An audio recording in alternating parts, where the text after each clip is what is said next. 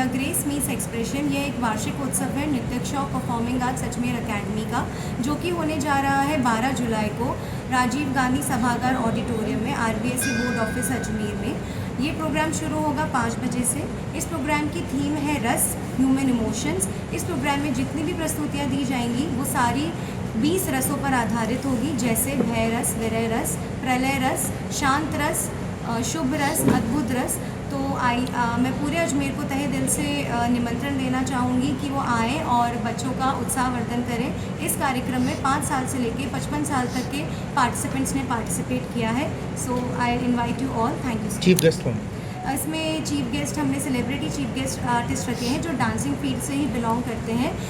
एक है मैम तेजस्विनी जो कि प्रोफेशनल ओडिसी डांसर है, और एक है मिस्टर रंजीत झा सर जो कि Indian hip hop semifinalist TV reality show में आ चुके हैं।